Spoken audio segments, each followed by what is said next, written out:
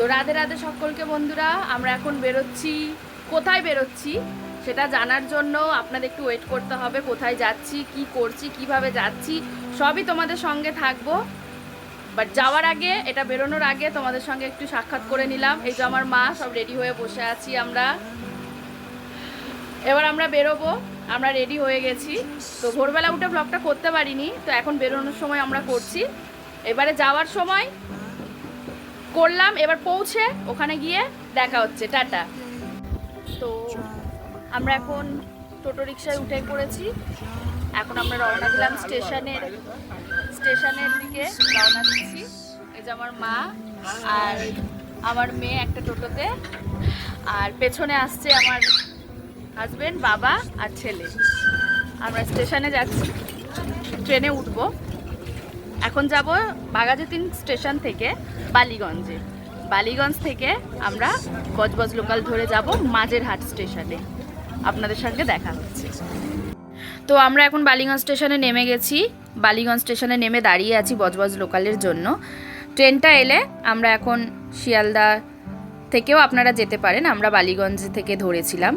তো বালিগঞ্জ থেকে আমরা বজবজ ট্রেনে উঠব মাঝেরহাটের জন্য। তো আমরা ট্রেনও পেয়ে গেছিলাম আর সিটও পেয়ে গেছিলাম। ভালোভাবে বসেই আমরা গেছিলাম। ভিড় ছিল একটু, তো আমরা জেন্টসে উঠেছিলাম। আর দুটো স্টেশন তো বেশি দূরে নয়, আমরা ভালোভাবেই বসে পৌঁছাতে পেরেছিলাম। তো গাইস, ফাইনালি আমরা মাঝেরহাট পৌঁছে গেলাম। তো মাঝেরহাটে নেমে, এই যে মাঝেরহাট স্টেশন, এখানে নেমে আমাদের লাইন ক্রস করে ওই পারে যেতে হয়েছিল। তো এখন লাইন ক্রস করে আমরা যাব বাস বা টোটো যা পাবো সেটা ধরার জন্য। চলো, সঙ্গে থাকো। তো আমরা স্টেশনে নেমে আমরা সিঁড়ি হয়ে ওই পারে গিয়ে আমরা বাসে করে গেছিলাম। তো এই যে স্টেশনে আমার ছেলে বলছে খুব ভালো লাগছে এসে। আসলে অনেক দিন পরে একদিনের জন্য সবাই মিলে কোথাও গেলে সত্যি একটা শান্তি অনুভূতি হয়। আর যেখানে আমরা গেছিলাম সত্যি সেখানটা ভীষণ একটা শান্তির জায়গা, বিশেষ করে আমার জন্য, যেহেতু আমি এই সব ধর্ম নিয়ে ভালোবাসি, পুজো আচ্চে নিয়ে থাকতে ভালোবাসি। তো সেই কারণে আমার ভীষণ ভালো লেগেছিল। আমার ভীষণ একটা শান্তির জায়গা এই সব জায়গাগুলো। তো আমার জন্যই সবাই বলে, আমার হাজব্যান্ড বিশেষ করে বলে, তোমার জন্য আমাদের এই দর্শনগুলো হয়ে যাচ্ছে তোমার দ্বারা দিয়ে। তো আমরা 1 নম্বর প্ল্যাটফর্ম থেকে বেরিয়ে, এই যে 1 নম্বর প্ল্যাটফর্ম থেকে বেরিয়ে এখানে একটা গেট আছে, গেট থেকে বেরিয়ে আমরা মেন রোডের দিকে গেছিলাম। আপনারাও চাইলে একদিন ঘুরে আসতে পারেন, একদিনের ব্যাপার। একদিনের জন্য ছুটি কাটাতে চান তো এই মন্দিরটায় অবশ্যই যাবেন, আপনাদের সত্যি ভীষণ ভালো লাগবে। সবাই মিলে একদিন গিয়ে পুজো দিয়ে আসতে পারেন, ভীষণ ভালো লাগবে। মন্দিরটাও ভীষণ সুন্দর, জায়গাটাও ভীষণ সুন্দর। আর এই রকম আমি আরও ভিডিও দেব আমার ফেসবুক পেজে, আপনারা প্লিজ সাবস্ক্রাইব করে এবং ফলো করে পাশে থাকবেন। এরকম অনেক অজানা মন্দির, অনেক অজানা জায়গায় আমি যাই, ভিডিও সঙ্গে থাকবেন, আমার সাথে থাকবেন। আর সকল বন্ধুদের আমি বলবো সুস্থ থাকবেন, ভালো থাকবেন। আর আরেকটা কথা বলতে চাই যে এই মন্দিরটা 7:30 থেকে 12টা অবধি খোলা হয়, সকালবেলায় থাকে। তো আপনারা যদি সকালবেলাটাই যান তাহলে বলবো সকালবেলায় 12টার পরে যখন মন্দিরটা বন্ধ হয়, তো মন্দিরের ভেতরে অনেক বড় এরিয়া আছে, সেটা আপনাদের সঙ্গে দেখাবো, শেয়ার করবই। কিন্তু ভেতরে কোনো জায়গায় আপনারা কিন্তু থাকতে পারবেন না, ওখানে কিন্তু অ্যালাউ করবে না। এবার বাইরে যদি আপনারা থাকতে চান তো বাইরে সেরকম কোনো কিন্তু থাকার জায়গা নেই। আর যদিও রুম ভাড়া করে আপনারা থাকতে চান যে না সন্ধ্যা আরতি দেখে আমরা ফিরবো, তো তার জন্যে বলবো যে যদি নন এসি নেন তাহলে 1000 টাকা পড়বে, যদি এসি নেন তাহলে 1500 টাকা পড়বে। তো সেই রকম বুঝে আপনারা যাবেন। আমি সাজেস্ট করব যে আপনারা দুপুর যদি বেরিয়ে পড়েন তাহলে বিকালে 4টে থেকে আবার মন্দির খোলা হয় 8টা অবধি। তো আপনারা বিকালটা দর্শন করে আসতে পারেন। বিকালে সন্ধ্যা আরতি, মন্দিরের যে সন্ধ্যের সাজসজ্জাটা সেটা ভীষণ ভালো দেখতে লাগে। সেটাই আমার কপালে হলো না সেটা দেখার জন্য, যেহেতু আমরা একটা ভিডিও দেখে গেছিলাম। তো একটা দাদার ভিডিও, আমি নাম ধরবো না, তো ভুলবশত আমারই ভুল ছিল, সেটা না জেনে আমি চলে গেছিলাম সকালে। আমি দুপুরবেলাটা গেলেই ভালো হতো। সন্ধ্যের মন্দিরটা দেখার আমার ভীষণ ইচ্ছা ছিল। ওখানকার যে লাইটিংটা হয় সেটা ভীষণ ভালো হয়, ভীষণই মন ভালো করার একটা পরিস্থিতি ওখানে থাকে। তো আপনারা বলবো যে আপনারা যদি যেতে চান তাহলে অবশ্যই আপনারা জেনে শুনে যাবেন। তো আমরা এখন বাস স্ট্যান্ডে দাঁড়িয়ে আছি বাসে ওঠার জন্য। তো রাস্তা ক্রস করে ওপারে ওখান থেকে প্রত্যেকটা বাসই যায় ওখানে। তো এই মন্দিরটা ওখানে পৈলান মন্দির নামেও বিখ্যাত আছে। তো বাসে বা গাড়িতে আপনারা যদি যান পৈলান মন্দির বললেও আপনারা। হাই গাইস, তো আমরা ফাইনালি পৌঁছে গেলাম স্বামী নারায়ণ মন্দিরে। তো এখন আমরা বসে আছি একটু হালকা টিফিন করার জন্য। তো এই যে আমার বাবা, একটা বসার জায়গা আছে এখানে নেমেই, ওই এখানে আমরা এখন টিফিন করব একদম মন্দিরের সামনে। এই যে মন্দির দেখা যাচ্ছে, এদিকটা থেকে প্রবেশদ্বার আমাদের একদম মন্দিরের সামনে নামিয়েছে, এদিকটা দিয়ে প্রবেশদ্বার আছে। তো এই দিদিভাইয়ের এখন দোকানে আমরা টিফিন করব। তো এই যে মন্দিরটা।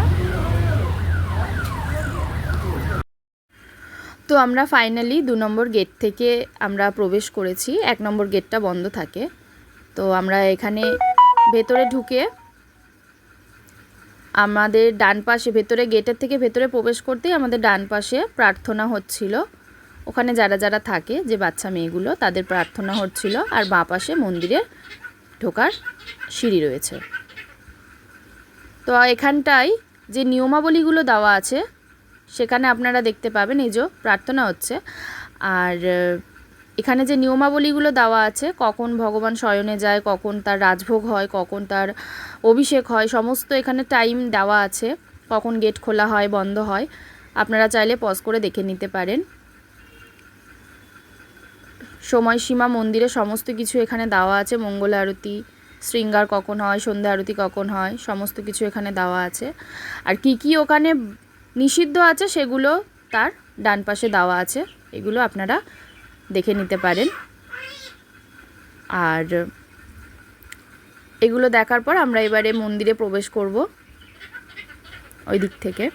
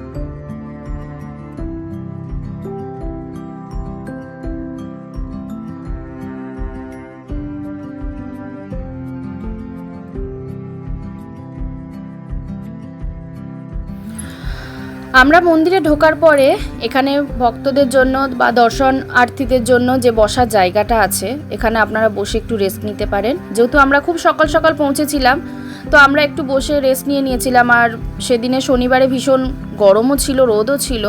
তো আমরা বাসে ওঠার পরে বৃষ্টিটা এসছিল, তো ভীষণ গরমে আমরা পৌঁছেছিলাম সেখানে। তো একটু বসে রেস্ট নিয়ে আমরা মন্দিরের ভেতরে প্রবেশ করে পুজো দিতে গিয়েছিলাম।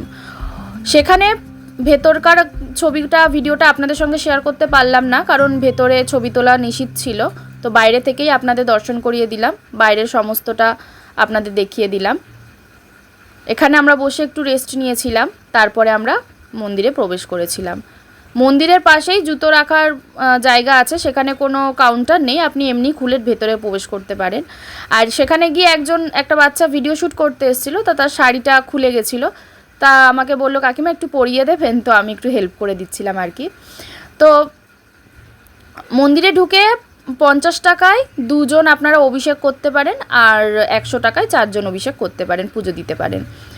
তো নীলমণি যে ছিল, নীলমণি তো ফাইনালি আমাদের এখানে আসার উদ্দেশ্যটা হচ্ছে এই যে বিউটি কুইনের আজকের বার্থডে, তো স্পেশালি সেই উদ্দেশ্য নিয়ে আমাদের এই মন্দিরে আজকের আসা। তো আপনারা সবাই একটু আশীর্বাদ করবেন যাতে আরও বড় হতে পারে, ভালো হতে পারে। তো আজকের আমার মেয়ের বার্থডে, সেই উদ্দেশ্যে উপলক্ষে আজকের আমাদের এই মন্দিরে আসা। অনেকদিন ধরে আসবো করছি, আসতে পারছি না, আজকে একটা স্পেশাল দিনে তো ভাবলাম ঘুরেই আসি, মন্দির দর্শন করে আসি, তো ওর জন্যই আসা। তো আপনাদের সবটা ঘুরিয়ে দেখাচ্ছি, চলুন। তো আমরা এই উদ্দেশ্যেই মন্দিরটায় বিশেষ করে গেছিলাম, কিন্তু মন্দিরটা যতটা ভিডিওতে দেখেছিলাম, সত্যি গিয়ে এত সুন্দর হাতের কাজ, এত সুন্দর নিপুণভাবে করা, প্রত্যেকটা দেবদেবীর মূর্তি ভীষণ সুন্দরভাবে খোদাই করে ওখানে তুলে ধরেছে আমাদের সামনে মন্দিরটায়। ওখানে গিয়ে মন্দিরের গল্পও শুনলাম, 10 বছর লেগেছিল, মন্দিরটা পুরোটা মার্বেল পাথর দিয়ে তৈরি হয়েছে, ভীষণ সুন্দর লেগেছিল, আর পরিবেশটাও ভীষণ শান্ত ছিল। আর আমার মেয়ের বার্থডের দিনেই আমরা গেছিলাম ওখানে, 20 তারিখে ছনিবারে।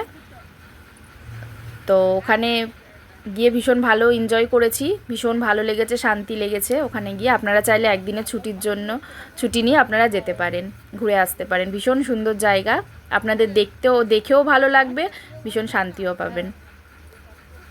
তো আমার অনেক দিনের যাওয়ার ইচ্ছা ছিল, আমি দেখেছিলাম অনেক দিন আগেই, অনেক দিনেই যাওয়ার ইচ্ছা ছিল। তো একটা স্পেশাল দিনে আমরা ওই জন্যই গেছিলাম, বিশেষ করে পুজোটা দিতে গেছিলাম।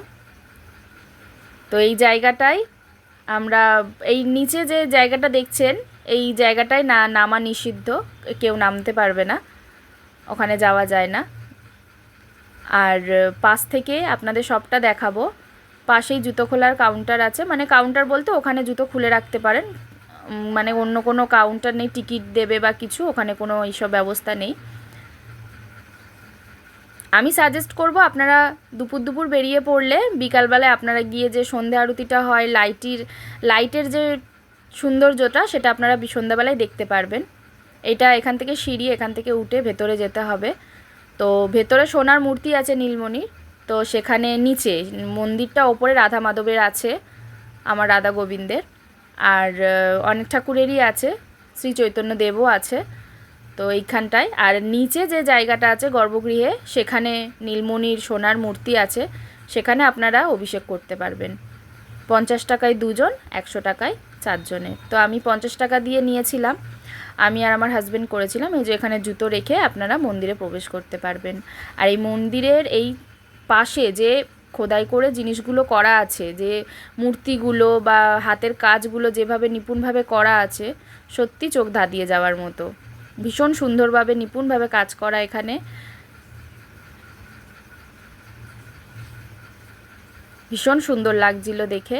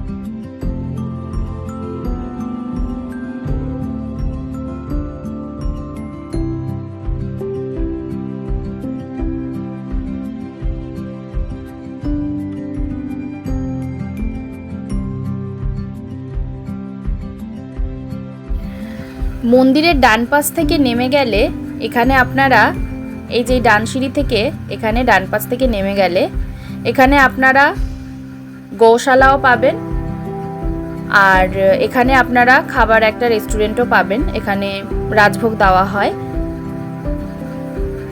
তো রাজভোগের থালির সমস্তটা আপনাদের সঙ্গে তুলে ধরবো।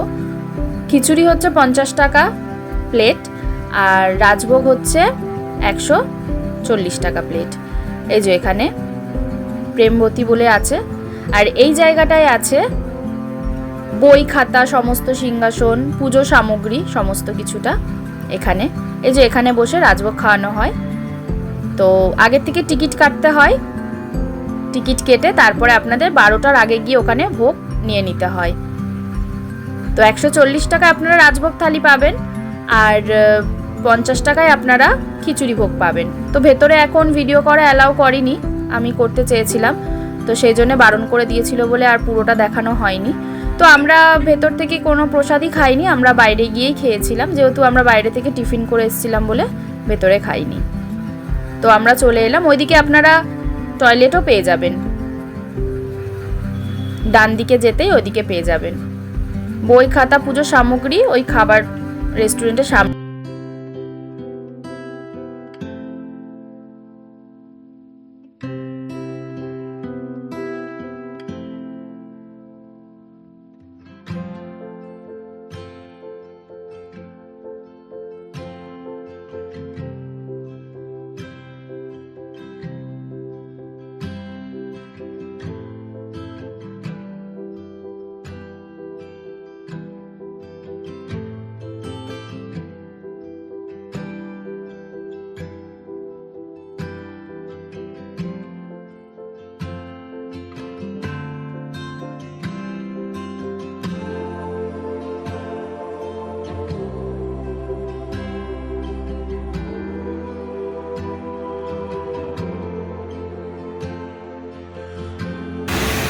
তো গাইস, আমরা শ্রীনারায়ণ মন্দির থেকে বেরিয়ে, স্বামীনারায়ণ মন্দির থেকে বেরিয়ে এখন ডায়মন্ড হারবারে বাস ধরে ডায়মন্ড হারবার চলে এসেছি। সামনে নদী আপনারা দেখুন। তো আমরা যেই ভুলটা করেছিলাম সেই জন্যই আপনাদের সাবধান করে দিচ্ছিলাম। আমরা তো ভেবেছিলাম যে মন্দির বন্ধ হলে বাইরের চত্বরটা এত বড় জায়গা আছে, সেখানে হয়তো আমরা বসতে পারবো বা সব দর্শনার্থীরা ওখানেই বসে হয়তো। তো সেইটাই ভেবে আমরা গেছিলাম। তো যখন দেখলাম যে না, পুরো মন্দিরই বন্ধ হয়ে যায়, সেখানে কাউকেই অ্যালাউ হয় না, তো বাধ্যতামূলক আমরা যেহেতু সারাদিনের জন্যই প্ল্যান করে গেছিলাম, তো ওখান থেকে কাছাকাছি ছিল ডায়মন্ড হারবার নদী, তো আমরা সেখান থেকে ডায়মন্ড হারবার নদীতে বেরিয়ে পড়েছিলাম। তো নদীর সামনে মানে বাসে ওঠা থেকে আপনাদের ভিডিওটা করা হয়নি, সেটা দেখানো হয়নি, কারণ ওখানে ভীষণ প্রবলেমের মধ্যে ছিলাম বলে। তো এই জন্যই আমি আপনাদের বারবার বলছি, সতর্ক করে দিচ্ছিলাম যে যখন যেখানে যাবেন ভেবে চিনতে দেখে শুনে যাবেন ভালোভাবে। যে ভুলটা আমি করেছি সেই ভুলটা আপনাদের যাতে না হয় সেই জন্যই বলছি। আর আমার ভিডিওতে সবসময় আপনারা সব কিছুই সত্যি দেখতে পাবেন, সব কিছু সত্যি বলে দেবো আপনাদেরকে, লোকানোর ওখানে ব্যাপার নেই। কারণ সবাই বাচ্চা কাচ্চা নিয়ে যায়, যদি ওখানে আপনাদের বিপদে না পড়তে হয় সেই চেষ্টাই আমি করি। তো আমার ভিডিওটা আপনারা অবশ্যই ফলো করে পাশে থাকবেন, এরকম অনেক সাবধান ও সতর্কবার্তা আপনাদের দিয়ে দেব। তো লাস্টে আমরা বাধ্য হয়ে ডায়মন্ড হারবার নদীতে চলে যাই। তো নদীতে গিয়ে কিছুক্ষণ থাকার পরে আমরা সেখান থেকে 4টে সাড়ে 4টে নাগাদ বেরিয়ে পড়েছিলাম। আর বৃষ্টিও হচ্ছিল সেই সময়, প্রচণ্ড বৃষ্টি এসছিল। তো এখানে লেখা ছিল এই নদী বিপজ্জনক, নদীতে নামিবেন না। রাস্তাটাও ঢালু ছিল ভীষণ। তো আমরা সেখানে গিয়ে একটা বসার জায়গা পেয়েছিলাম, পুরো ভিজে গেছে আমার বাবা, আমি, আমার মেয়ে, আমার ছেলে, দেখুন মাথা দিয়ে জল পড়ছে, সবাই ভিজে গেছিলাম, আমার মা, আমি সবাই ভিজে গেছিলাম ওখানে। তো কিছুক্ষণ থাকার পরে আমরা আবার 4টের সময় ট্রেন ধরে আমরা চলে এসেছিলাম। তো আমার ভিডিওতে আপনারা সম্পূর্ণই জানতে পারবেন যে কিভাবে যাবেন না যাবেন, কোথা থেকে যাবেন, কি সাবধানতা অবলম্বন করতে হবে না হবে। তো আমার ভিডিওগুলো যদি ভালো লেগে থাকে অবশ্যই লাইক করবেন আর কমেন্টে জানাবেন যে আপনারা কোথায় যেতে চান। অবশ্যই আমার সম্ভব হলে আমি আপনাদের রিপ্লাই করব এবং ভিডিও আপনাদের সঙ্গে তুলে ধরবো।